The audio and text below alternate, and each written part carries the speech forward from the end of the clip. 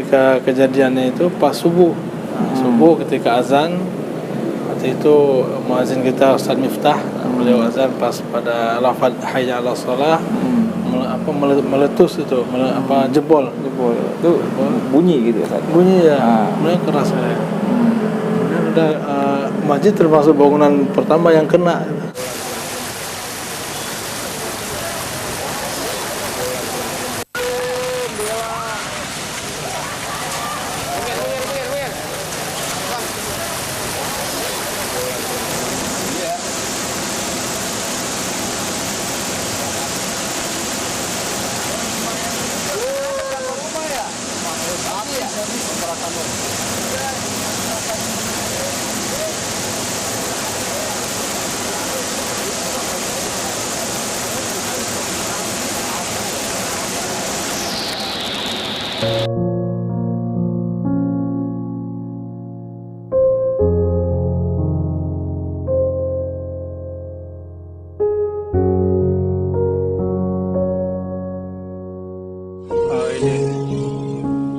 Selamat datang Situ Gintung.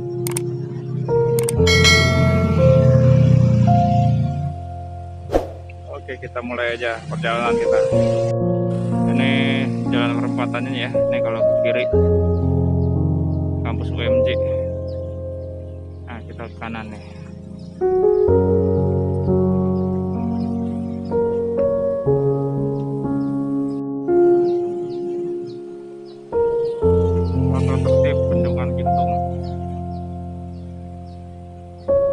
Kita langsung disambut dengan Tugu Situ Gintung.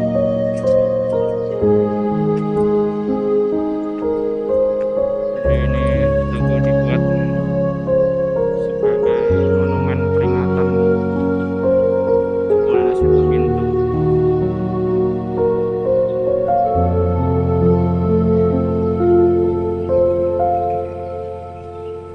Nah, itu posisi Situ Gintungnya, bendungannya.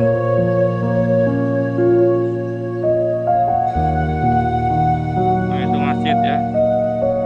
Jadi lokasi belakang masjid Situ Gintungnya kurang lebih ya tadi dibilang 50 sampai 100 meter. Oke, kita jalan lagi.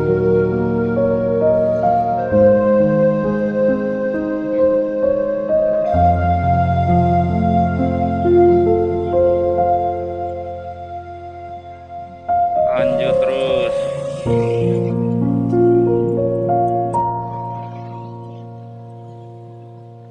Naik ke atas kendaraan.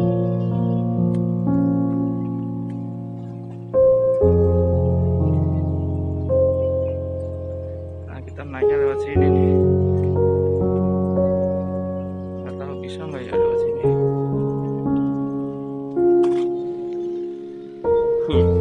Tangganya.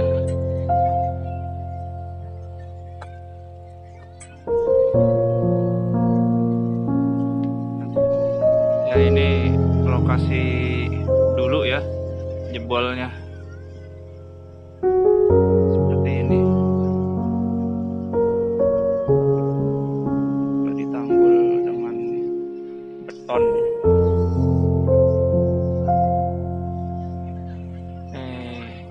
Bapak dari Pondok Cabe, hobi mancing Pak ya. Mantap. Iya. Wah, nyampe juga di atas. Sebenarnya ini jangan lewat jalan sini, bukan jalan utama nih.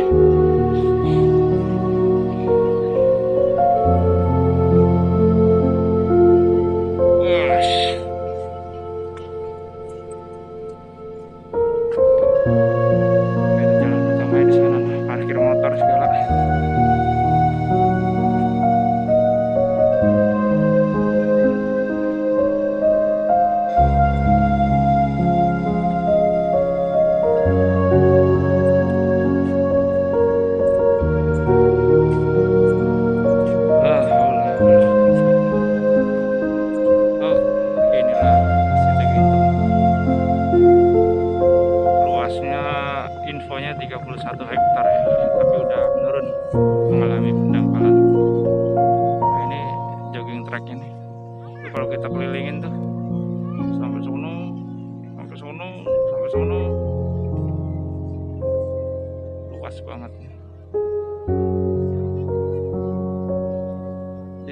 Gintung ini peninggalan Belanda. Ini dulu sebelum terjadi tragedi tersebut ramai, mulai ada penyewaan speedboat segala ada, terus kafe-kafe. Tapi sekarang sudah tidak ada. Kalaupun ada ya mungkin agak menjauh.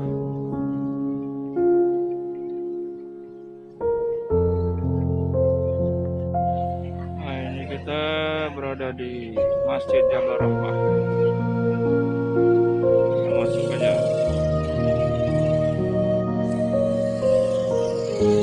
Ini pintu masuknya.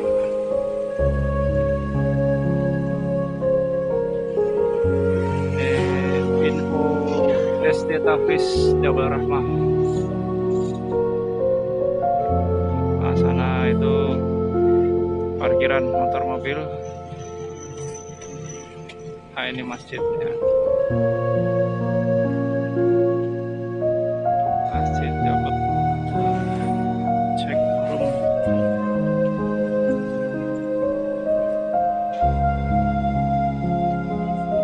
Ini ruang utama masjidnya nih.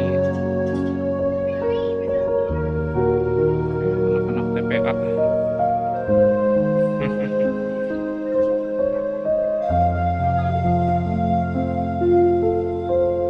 Cek sebelah kiri.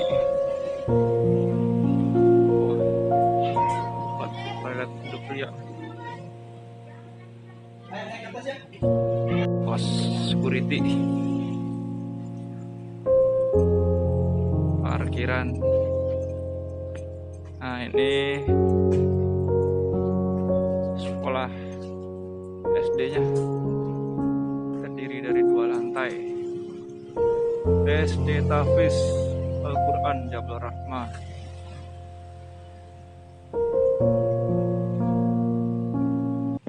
Assalamualaikum warahmatullahi wabarakatuh. Alhamdulillahirabbil alamin. Allahumma shalli ala sayyidina Muhammad wa ala ali sayyidina Muhammad. Alhamdulillah, saya telah berada di rumah Allah, masjid bersejarah, Masjid Jabal Rahmah di Situ Gintung. Di samping saya sudah ada ketua masjidnya, Ustadz Iskandar. Jadi kita sudah ngecek ya, lihat-lihat kondisi Situ Gintung yang terbaru seperti apa. Sedikit gambaran bahwasanya ini udah masuk 12 tahun ya Ustadz ya. Ya. Sejak Maret 2019 tragedi 2009. 2009 maaf. 2009 tragedi tsunami kecil ya di Situ Gintung ya. Ada yang bilang tragedi subuh juga ya, pas kejadian pas sholat azan subuh berlangsung. Jadi ini adalah saksi hidup juga ya, Masjid Jabal Rahmah ini, dan menjadi tanda-tanda kekuasaan Allah, tetap berdiri tegak saat itu ya. Tahu langsung kejadian versi masjidnya Ustaz ya. Jadi kebanyakan kan kalau di online itu versi korban ya atau warga yang terdampak, atau bahkan ada juga yang versi yang klinik-klinik Ustaz ya dihubung-hubungkan gitu. Tapi kita insya Allah kita akan bahas versi masjid yang langsung mengetahui kejadian. Nah, kita sambut dulu ya Ustadz Iskandar. Assalamualaikum warahmatullahi wabarakatuh Ustadz Iskandar. Waalaikumsalam warahmatullahi wabarakatuh. Terima kasih Ustadz sudah menerima kami. Sebelum ke situ kita mau tanya dulu nih Ustadz. Ini kan masjid termasuk udah lama juga Ustadz ya. 2007 ya. Itu bisa diceritain sekilas ya sejarahnya ini masjid ini. Sejarah masjidnya. Bismillahirrahmanirrahim. Masjid Jabal Rahmah ini adalah wakaf dari namanya almarhum Bapak Abdullah Laksamana. Beliau tinggal di Pondok Indah.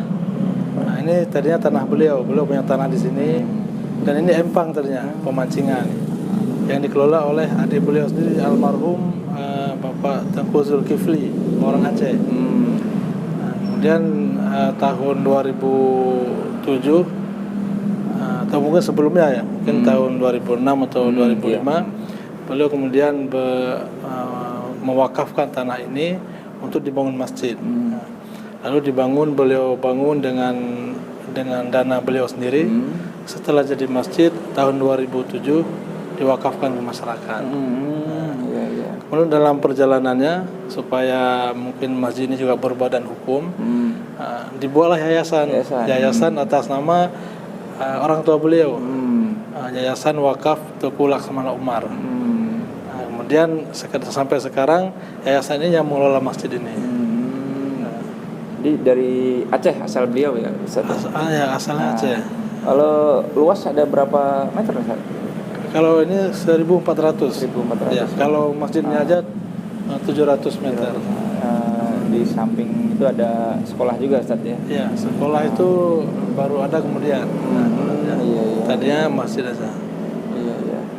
Nah, ini Masjid Jabalur Rahmah ini kan pinggir jalan, Ustaz ya. Ya, strategis sekali ini. Dan pengelolaannya juga cukup profesional ya, saya lihat, Ustaz. Nah, ini kegiatannya apa aja nih, Ustaz? Mungkin sebelum kejadian ya tsunami kecil itu, dan setelah kejadian nih kegiatannya apa aja nih? Kalau sebelum kejadian jebol Situ Gintung kegiatannya masih, karena waktu itu masih tahap masjid kan masih baru ya, baru diresmikan 2007. Ya kegiatannya masih seputar pengajian rutin sama TPQ kalau ngajian anak sore gitu. Nah, namun kalau sekarang alhamdulillah sudah banyak kegiatan, semakin banyak kita kembangkan. Di sini sekarang di samping TPQ itu kegiatan taman pengajian anak-anak untuk tahfizul Quran. Juga sekarang ada pesantren tahfiz untuk mahasiswa. Jadi mahasiswa yang kuliah di sekitar UIN atau UMJ? UIN, UMJ, PTIQ. PTIQ. Jadi mereka kalau yang sebagai ada yang tinggal di sini, mereka wajib mengikuti kegiatan tahfiz di samping menjadi imam, kemudian azan dan sebagainya. Nah, kalau begitu sifatnya kerjasama atau mereka datang sendiri, Ustaz? Mereka mendaftar. Jadi mendaftar untuk tinggal di sini gitu. Oh gitu, mereka mandiri datang ke sini gitu ya. Oh iya. Jadi memang programnya itu program untuk menyiapkan imam dan khatib lah ya. Kemudian juga sekarang ada sekolah SD Tahfidz Jabal Rahmah. Itu juga sinergi dengan masjid kita ini. Mulai dari apa, TK atau SD ya. Jadi ini sudah masuk tahun ketiga SD ini. SD Tahfidz Jabal Rahmah.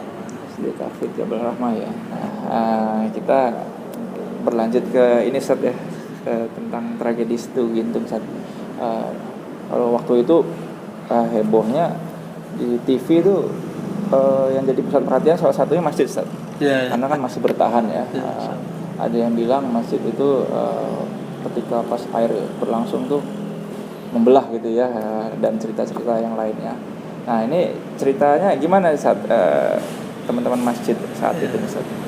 Ya, memang itu sedang musim hujan ya, musim hujan, dan memang beberapa hari, bahkan di hari Kamis sore itu, memang airnya itu sudah mencapai melebihi tanggul air situ di danau itu.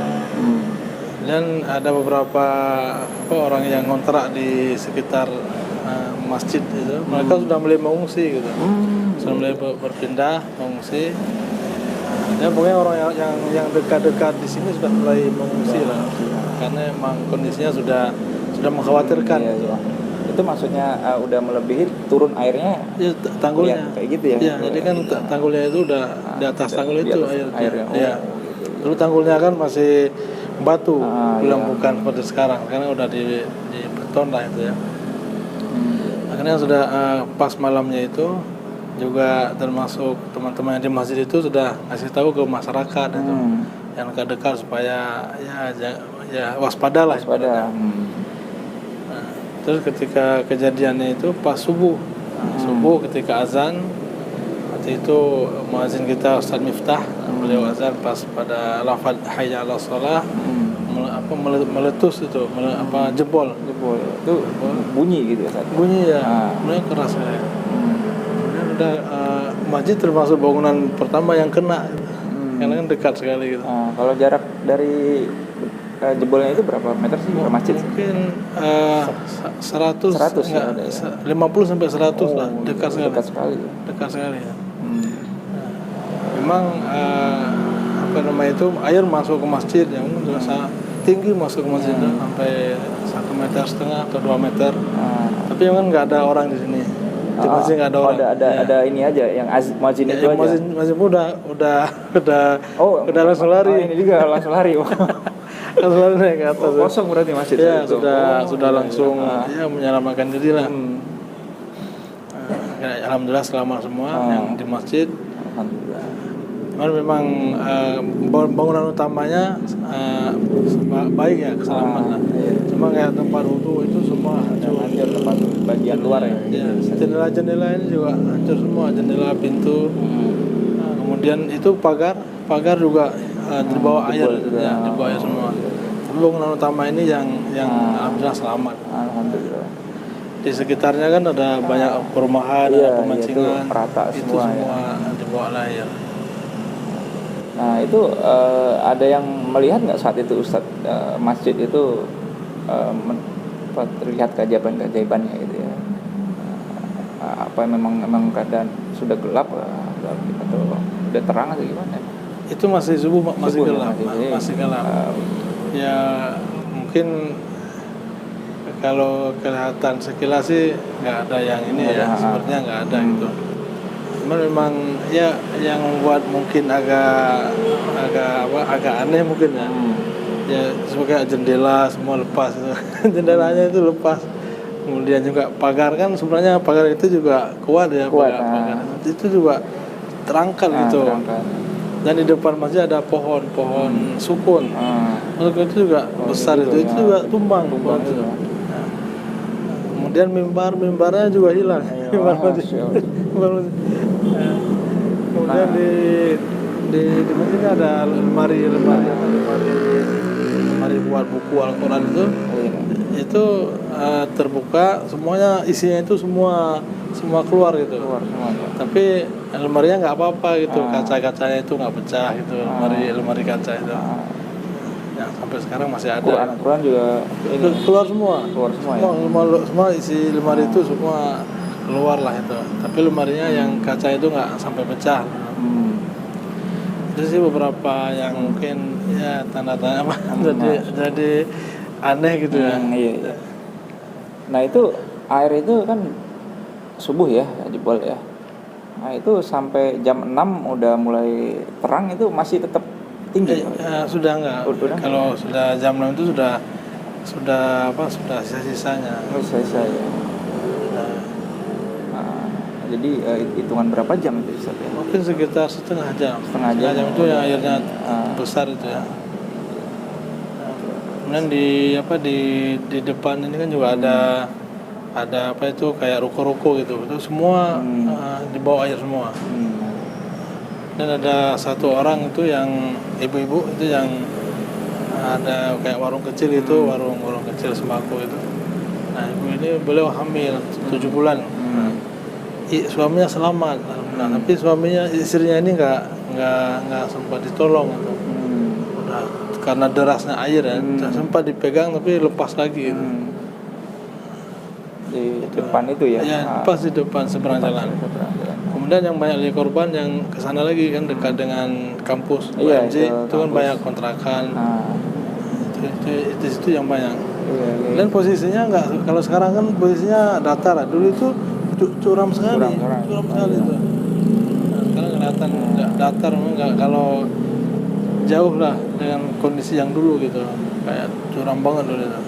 Kalau saya cari tahu di internet tuh katanya dia bergelombang ya, ada gelombang 1 terus gelombang 2 kalau.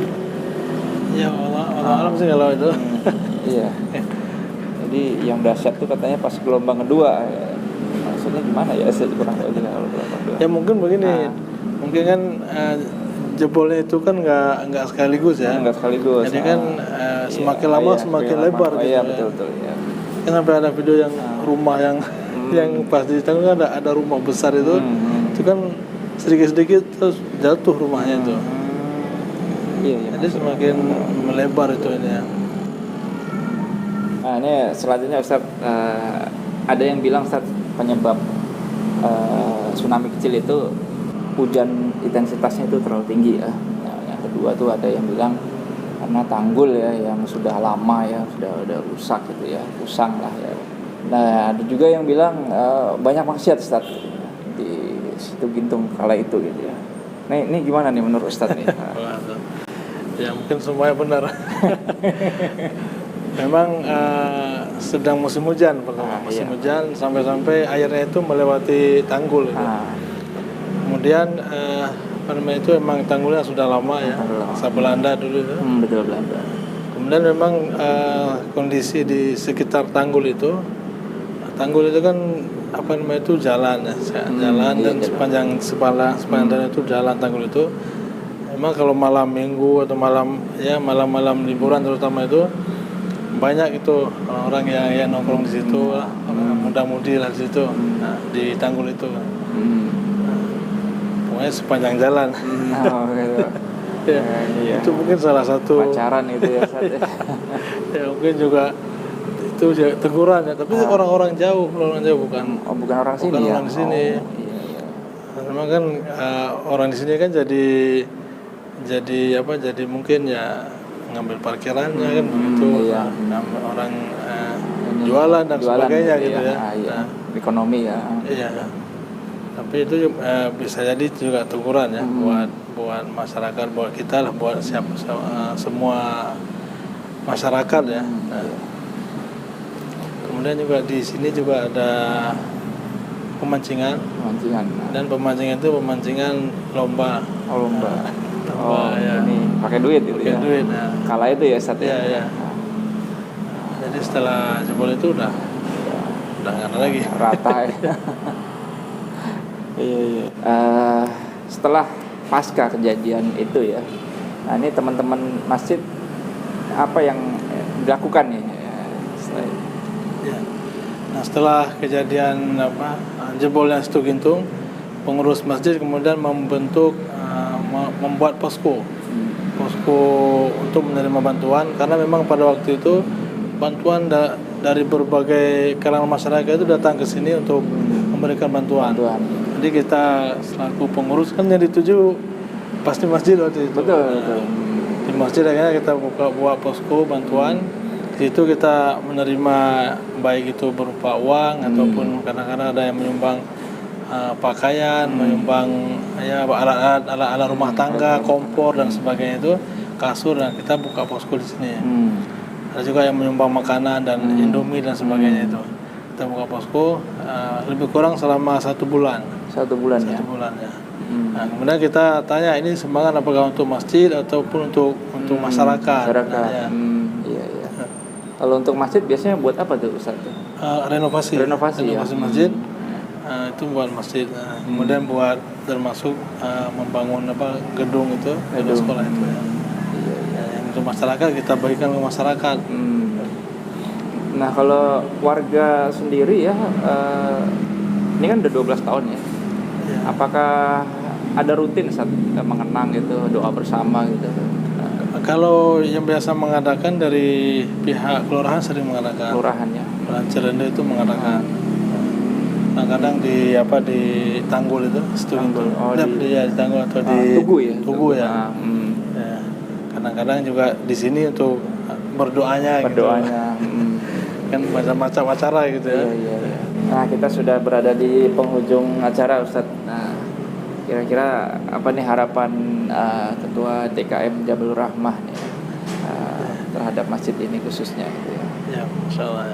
Ya, harapan kita selaku yang diamanahkan mengurus saat ini, harapannya bisa menjadikan masjid ini sebagai pusat kegiatan masyarakat, terutama dalam bidang pendidikan dan dakwah. Ini yang paling utama gitu. Kemudian mungkin kalau memungkinkan juga bisa menjadi pusat kegiatan ekonomi, walaupun itu kan butuh waktu ya. Tapi sekarang yang fokus yang sekarang kita fokuskan pusat kegiatan untuk bidang pendidikan.